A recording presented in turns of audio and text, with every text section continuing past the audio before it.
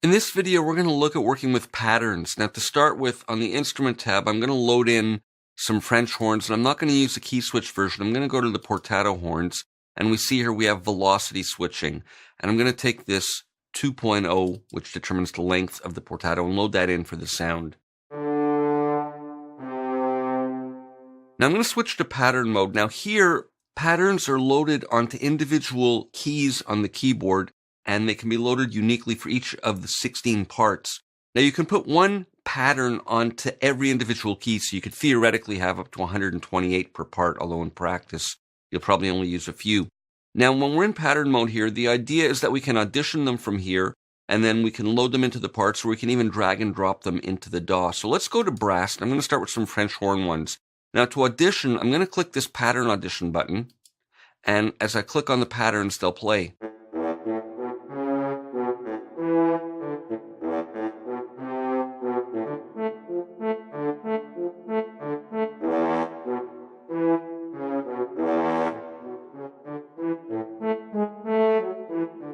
And I click there to stop it, and I can also transpose them up or down an octave using these buttons.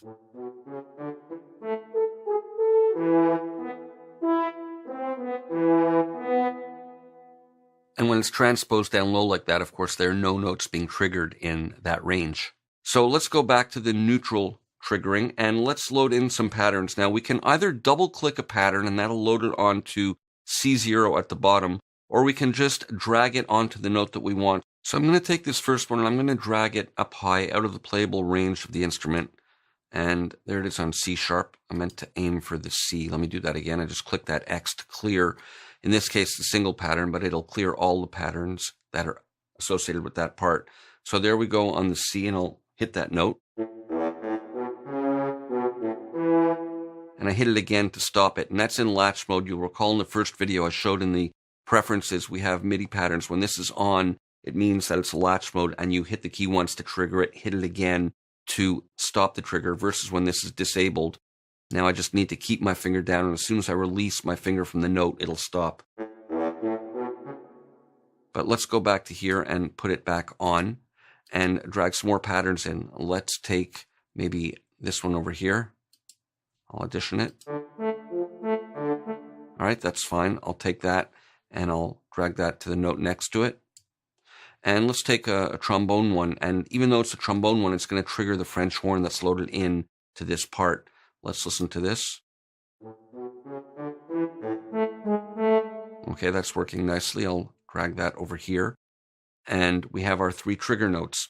Now we have global play, and we need to determine which of the multiple patterns associated with this part is going to be triggered when we hit the global play button. And to do that, we click hold here, and we can choose whichever one. So let's say I choose the middle one. And now when I hit global play, that's the one that's triggered. And we can also audition them individually from the little play buttons right here. And what's great about using this type of pattern integration in Philharmonic 2 is that we can incorporate the patterns with some live playing. For example, I can hit this trigger note, and then in the playable range of the instrument, add on and play a part in addition to it.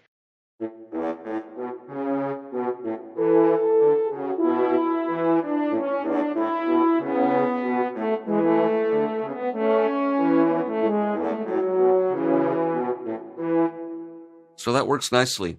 Now we can drag and drop these into the DAW, and there's a couple of ways of doing it. I can drag this right in over here, and if I play it back, now we'll hear that pattern.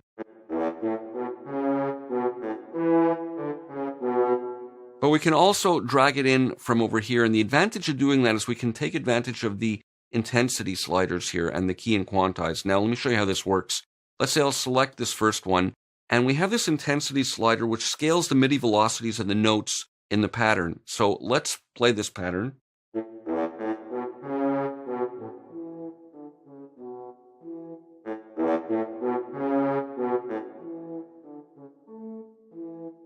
And if I drag and drop now, it's going to maintain these settings and drag and drop it at the reduced velocities, and we'll hear it play back now appropriately.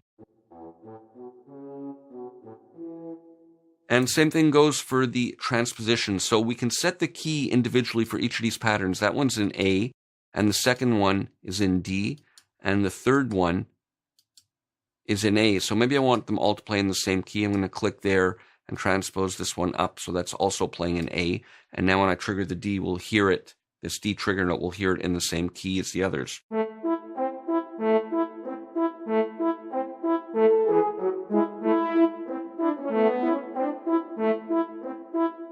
So I think it's a really creative way to use these, is to trigger the patterns and play along with them. Now, if we want to remove any of the individual patterns from this part, we click hold there and choose these X's, and that'll remove them individually. And we can similarly quantize to change the feel of any of the associated patterns. So for example, this one here, the first one, maybe I want to have that one in more of a swing feel. I can go something like that.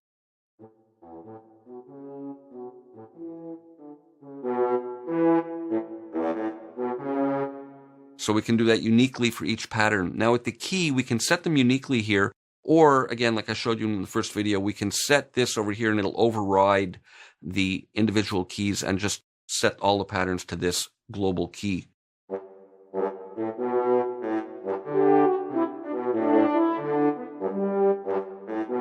So they're now all playing in G, and if we switch here, we'll see that they're all going to be automatically transposed to the key set here. And if we put that to off, they'll revert to their original keys. So those are the functions in pattern mode. And the one key thing to remember is to keep these trigger notes out of the playable range, so that if you're doing any live triggering or if you're dragging it into your DAW, you don't want the notes in the pattern playing back to trigger your key trigger notes. You'll get a cacophony of sound if that happens. So that's pattern mode. See you for more in the next video.